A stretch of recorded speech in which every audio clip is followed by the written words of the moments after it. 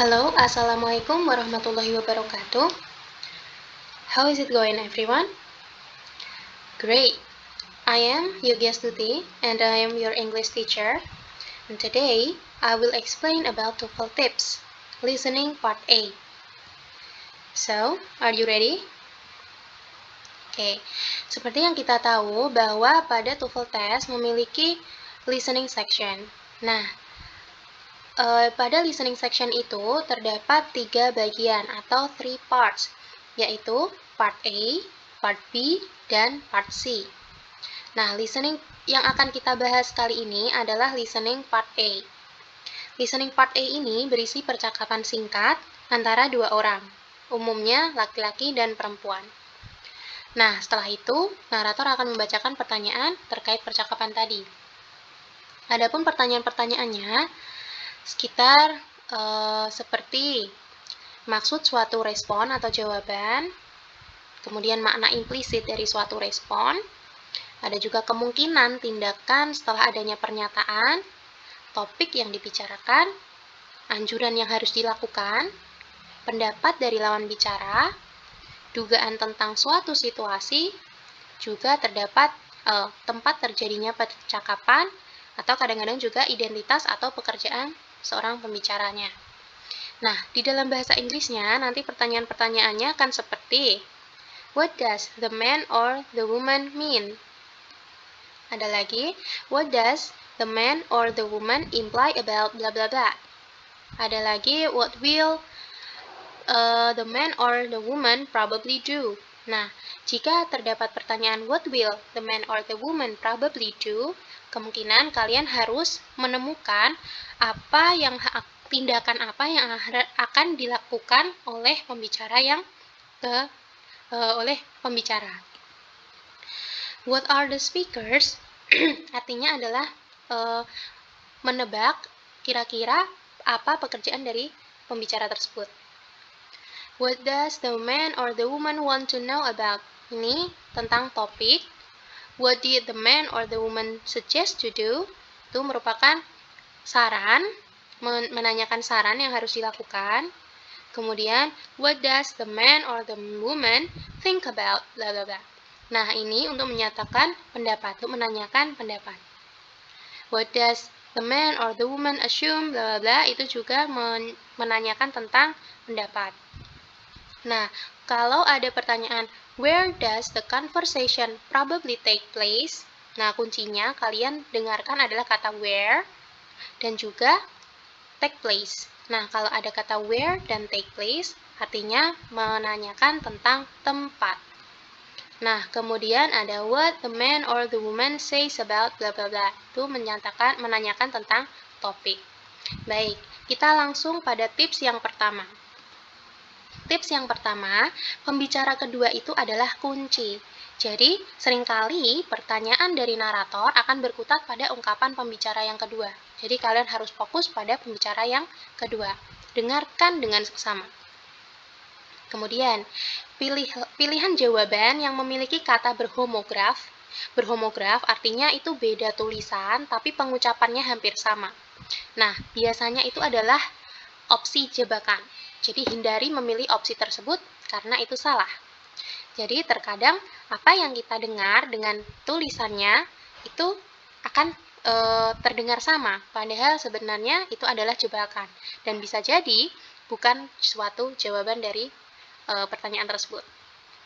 Kemudian perhatikan verb atau adjektif yang kita sebut dengan predikat yang diucapkan oleh pembicara kedua. Seperti yang kita tahu, kita harus fokus pada pembicara yang kedua, maka fokus lagi kepada verb atau adjektifnya. Nah, kemudian pilihan jawaban itu biasanya merupakan sinonim dari verb atau adjektif kata tersebut. Jadi kalian harus belajar sinonim atau parafrase dari verb atau adjektif yang dikatakan oleh pembicara yang kedua. Kemudian, contohnya, kita lihat pada contoh di bawah ini. Ada percakapan antara man and woman. I'm really tired on studying for economics every weekend. Nah, kalian lihat di sini bahwa The woman says, I hear you. Nah, narator tanya, what does the woman mean? The woman di sini, dia adalah speaker yang kedua. Nah, jika speaker yang kedua, kita harus fokus pada verb atau adjektif, atau kita sebut dengan predikat. Nah, predikat pada di sini adalah hear. Nah, maka untuk opsi jawaban yang terdengar sama, seperti ada kata hearing, heard, kemudian ada ears, her ears maybe. Nah, itu bukan jawabannya. Jadi jelas kita singkirkan opsi A dan opsi B. Karena ada terdapat kata hearing dan heard. Kemudian, bagaimana dengan opsi C?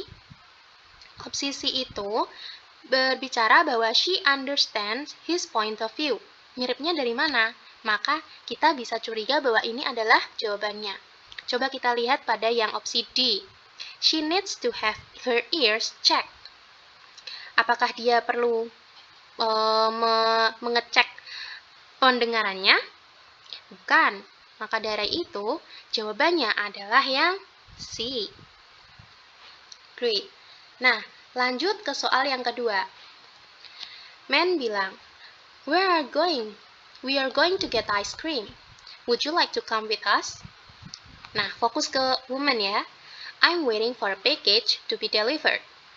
Nah, dia bilang, waiting for package, kuncinya verbnya adalah waiting, ada package, dan delivered. Jadi, kalian tidak perlu mendengarkan semua kalimatnya, tetapi fokus pada beberapa verb dan noun. Nah, maka dari itu naratornya tanya, what does the woman imply? Kalian tidak perlu tahu artinya, bisa, tidak apa-apa. Yang penting kalian tahu, pasti menanyakan tentang speaker kedua itu mau apa sih? Nah, kalian lihat pada opsi A, B, C, dan D. Lihat yang berhomograf atau yang memiliki kesamaan dengan apa yang terdengar lewat audio. Tadi kita dengar ada kata package, maka yang ada kata package kita hilangkan. Ini jelas salah. Kemudian ada she doesn't eat ice cream. Nah, di sini I'm waiting for the package to be delivered. Artinya saya menunggu paket untuk dikirim. Berarti karena dia menunggu paket, kira-kira apakah dia tidak suka es krim? Apakah dia tidak punya uang? Ataukah dia tidak akan pergi?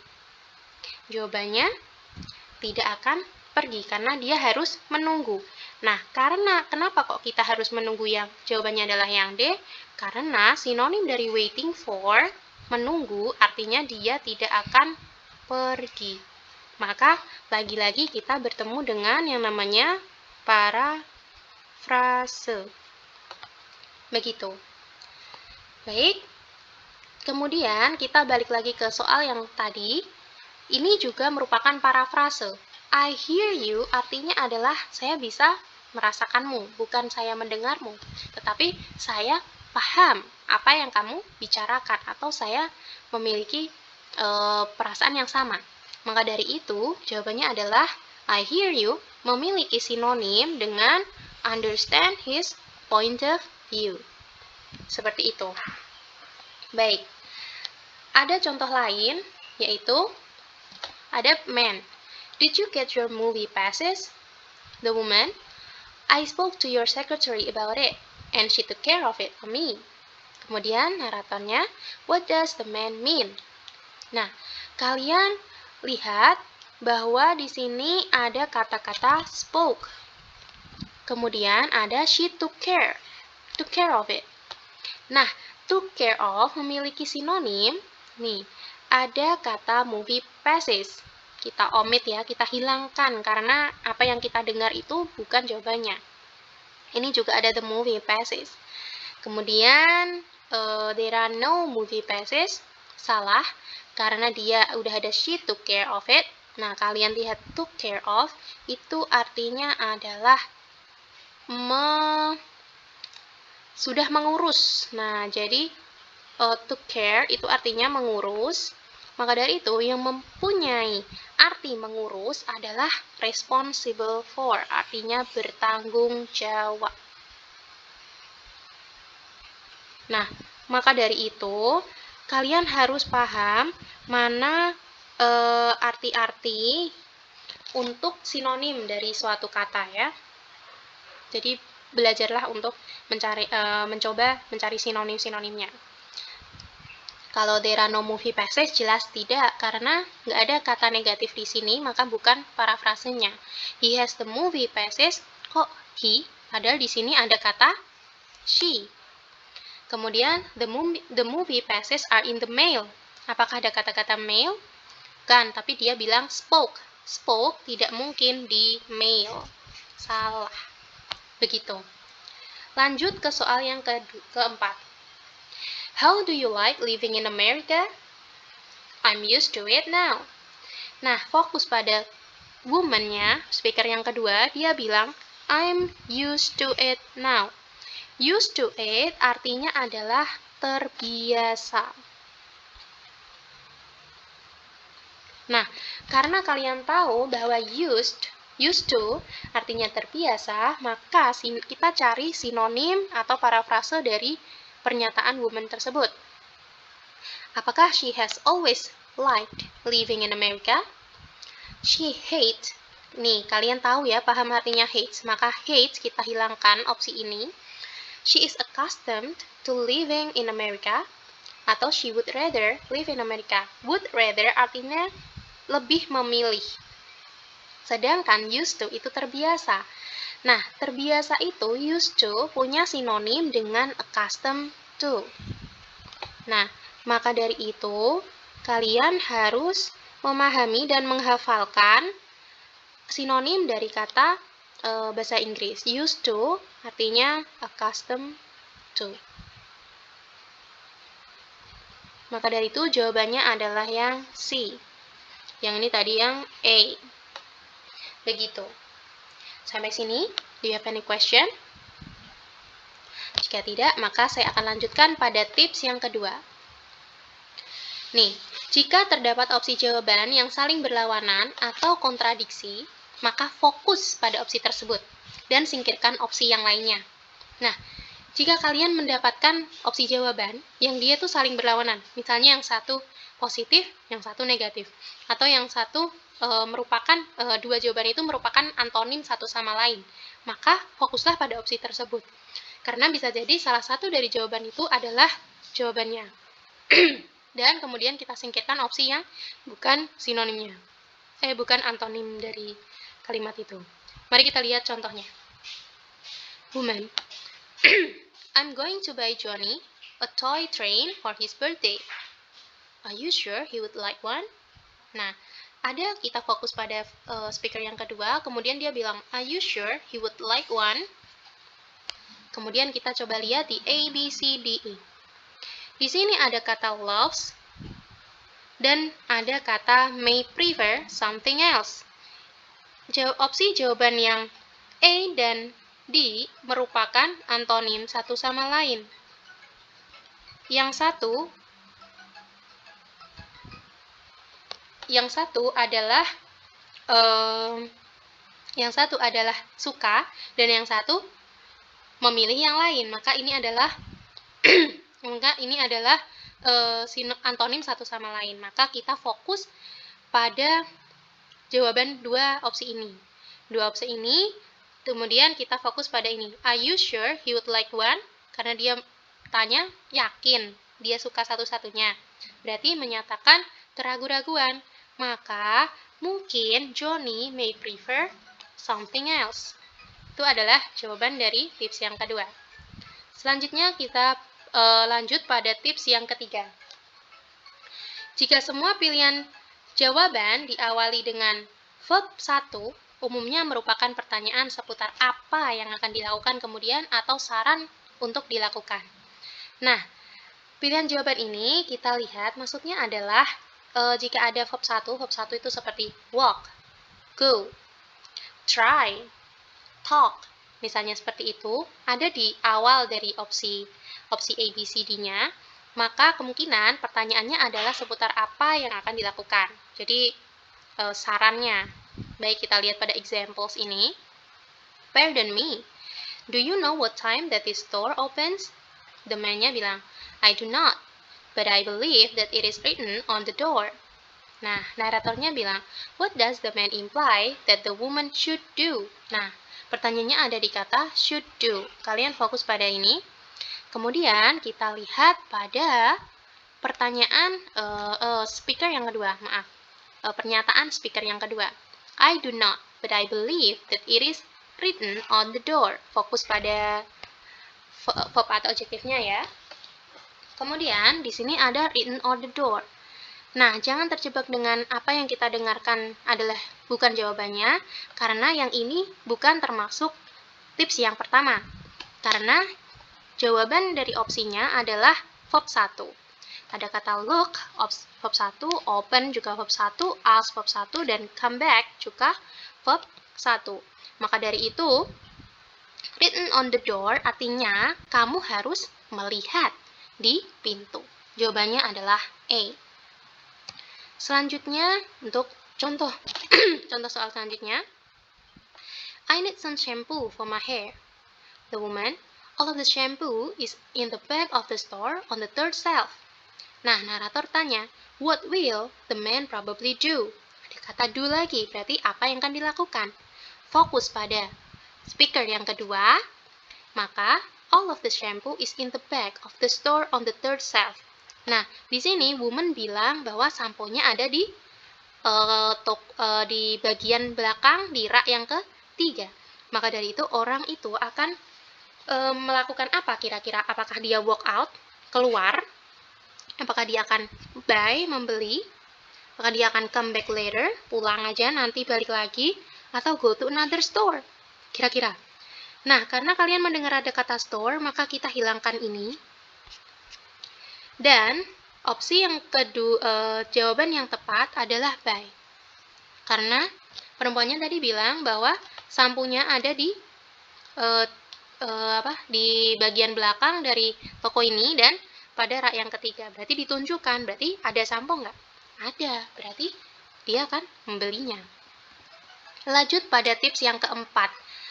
Tips yang keempat adalah bila pembicara kedua berkata, so do I. Me too. I'll say, isn't it? You can say that again. Neither do I, atau I don't either. Nah, pilihlah opsi yang mengungkapkan persetujuan atas apa yang diungkapkan pembicara yang pertama.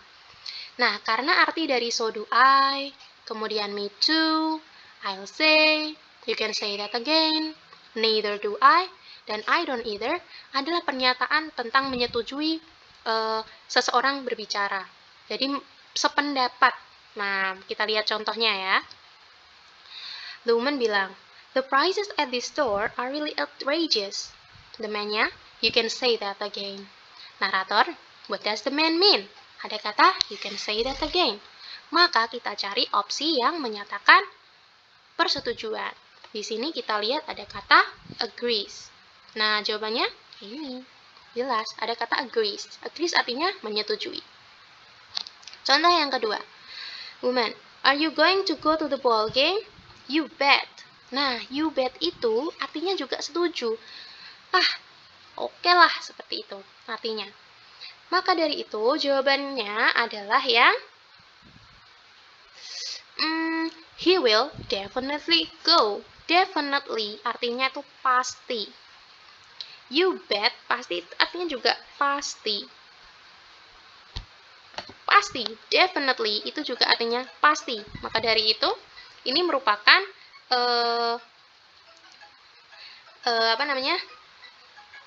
suatu mohon maaf. Ya, jadi you bet sama definitely itu memiliki sinonim yang sama, yaitu artinya pasti. Maka dia akan betul-betul berangkat. Lanjut pada tips yang kelima. Jika semua pilihan jawaban diawali dengan kata di, seperti itu in, at, on, nah maka pasti pertanyaannya adalah tempat berlangsungnya percakapan. Jadi contohnya kita lihat ya. I'd like to order a dozen roses. Do you deliver? Yes, we can deliver anywhere in the city by this afternoon. Naratornya, where does this conversation probably take place? Nah, kalian tidak perlu harus fokus ke semua percakapan, ke semua speaker, karena ini menanyakan tentang tempatnya. Jadi kalian harus paham tentang konteks yang sedang dibicarakan. Kuncinya ada di roses. Maka dari itu, ada roses dan ada deliver. Ada roses dan dia di-deliver, dikirim. Maka dari itu, pasti ada di florist, karena tempat bunga, dari kata flower misalnya. Nah, kalian harus paham, ini artinya post office, kantor pos, restoran, dan hospital delivery room. Walaupun ini ada kata delivery, tapi ini kita hilangkan karena memiliki homograf. Bukan jawabannya. Selanjutnya, tips yang keenam, atau tips yang terakhir. Jika semua opsi jawaban merupakan noun atau noun phrase, maka pertanyaannya adalah mencari topik pembicaraan. Nah, karena kita mencari topik pembicaraan, maka dari itu kalian harus lihat contoh di bawah ini, karena ini agak susah. Oke, are you going to go to the University of Texas to get your doctorate? I don't think so. Why? Have you been accepted to any other schools? Yes, I have received news of acceptance from LSU, University of Tennessee, and Harvard. Naratornya bilang, what are the speakers discussing? Nih, ada kata discussing, berarti kita nyarinya adalah topik. Nah, topiknya apa kira-kira? Nah, lihat, kalian harus memahami konteks dari bacaan tersebut, dari percakapan tersebut. Apakah the University of Texas? Terlalu general, maka kita hilangkan. Schools with doctorate programs, apakah sedang membicarakan sekolah-sekolah dengan program doktor? Bukan juga. Where the woman will go to school? Apakah dia akan pergi kemana sekolahnya? Dia sudah pilih. Atau who can get accepted the most school? Siapa yang dapat mendapatkan banyak sekolah? Nah, jawabannya adalah yang C. Kenapa? Karena dia bilang yes. Nah, you've been accepted to any other school? Yes, I have received news of acceptance from ini. Dan dia sudah diterima di Tennessee dan Harvard. Maka dari itu jawabannya adalah yang C.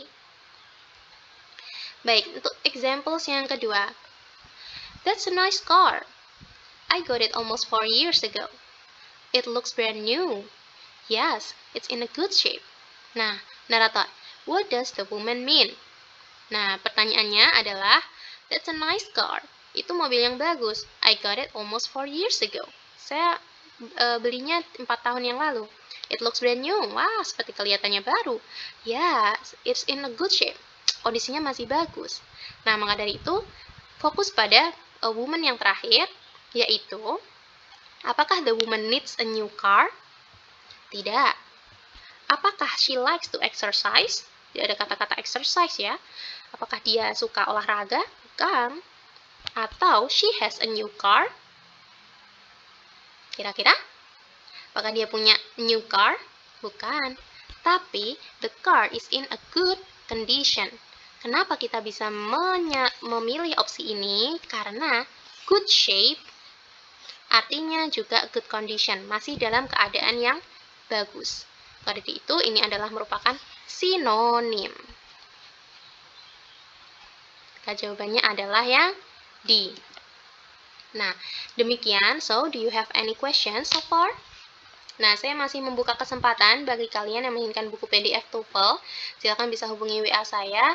Dan di situ ada banyak contoh-contoh soal untuk listening part A. Ini adalah pembahasan juga untuk soal TOEFL yang kemarin saya berikan untuk kuis. Jadi silakan bisa kalian catat di buku tulis kalian sebagai bahan untuk belajar. Saya yakin materi ini mungkin kalian rasa tidak berguna saat ini, tapi saya yakin ini pasti akan berguna untuk kalian nantinya ketika sudah berada di kuliah. Baik, demikian. Thank you for your attention. Wassalamualaikum warahmatullahi wabarakatuh.